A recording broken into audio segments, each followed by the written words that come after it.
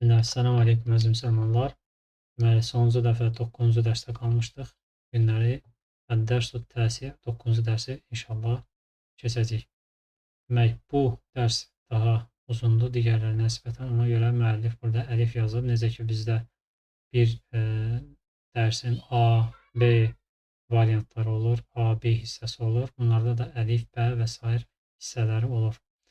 Demək, əvvəlcə mətni oxuyub onu tərcümə etməyə çalışaq. Həmçində burada yeni bir qayda öyrənəcəyik, sifət qaydası. Ona görə tələbələrdən tələb olunan dərsə diqqətlə baxmaları və həmçində qrammatik qaydanı yazıb əzbərləmələridir. Demək, mətnə keçirik. Mən həzər raculu. Bu kişi kimdir? Huwa Abbasun. O Abbasdır. Abbasun tacirun. Abbas tacirdir. Abbasun tacirun ganiyyun. Abbas varlı tacirdir. Gördüyünüz kimi burada ganiyyun sözü işləndi, yəni sifət. Tacirun sözünün vəsfidir. Onun keyfiyyətini, necəliyini və yaxud da onun haqqında bir məlumat verir. Necə tacir olmağını, varlı tacir olmağını bildirir.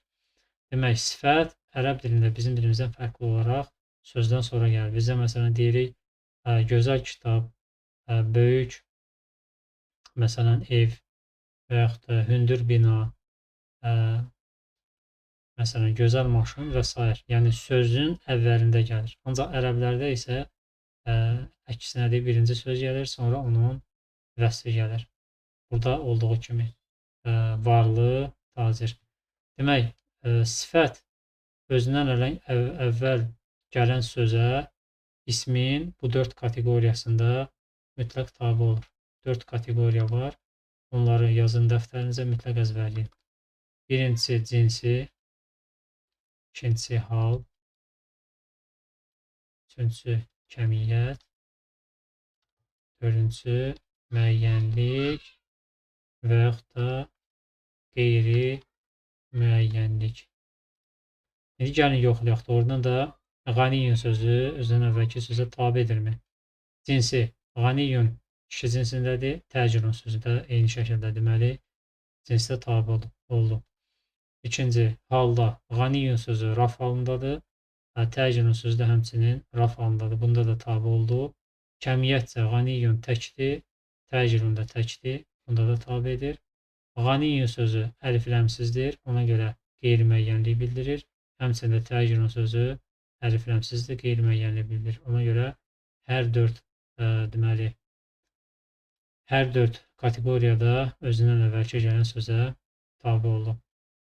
Bir daha qeyd edirəm, tələbələr bunu qeyd eləsinlər, çünki tərifin bir hissəsini yazırlar, o bir hissəsini unudurlar. Yazırsınız ki, sifət özündən əvvəl gələn vəsf etdiyi sözü 4 dənə kateqoriyaya görə ona tam şəkildə tabi olur. İndi isə dərsimizə davam edək, qaldığımız yerdən digər nümunələrə də baxaq. Həmidun müdərrisun. Həmid müəllimdir. Həmidun müdərrisun cədidun. Həmid yeni müəllimdir. Mə hədə bu nədir? Hədə tuffəhun. Bu almadır. Ət-tuffəhu fəkihətun ləzizətun. Fəkihə meyvə deməkdir. Alma meyvədir. Necə meyvədir? Ləzizətun. Dadlı meyvədir. Burada gördüyünüz kimi fəkihətun sözü təmərrütə ilə bitir. Ona görə də ləzizətun sözü də təmərrütəlidir. Yəni cinsdə özündən əvvəlki sözə tabidir. Alma dadlı meyvədir. Bəli. Deməli, növbəti nümunələrə baxaq.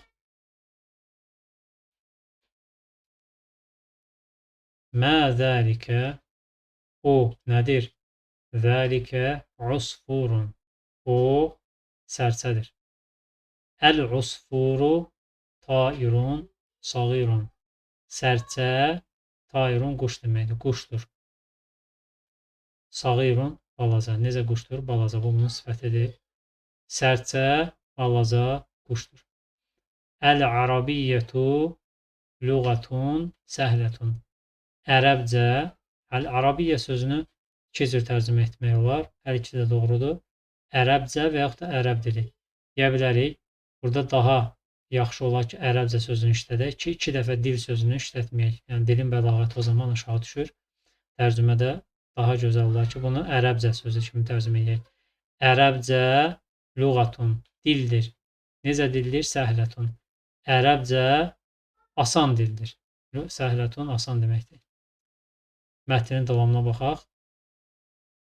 Əl-Ərəbiyyətu lüğətun cəmilətun. Ərəbcə dildir. Necə? Gözəl dildir. Ərəbcə gözəl dildir. Ammərun talibun müctəhidun. Ammar çalışqan tələbədir. Və Mahmudun talibun kəslənun. Mahmud isə tənbəl tələbədir. Mən əntə, sən kimsən? Ənə talibun. Mən tələbəyəm. Əntə talibun cədidun. Sən yeni tələbəsənmi? Nəam, bəli. Ənə talibun cədidun. Bəli, mən yeni tələbəyəm. Bununla da dərsimizi yekunlaşdıraq. İnşallah növbəti dərsdə 9-cu dərsin çalışmalarına baxarıq. Allah sanlaşdırsın. Əssəlamu aleykum və rəhmətullah.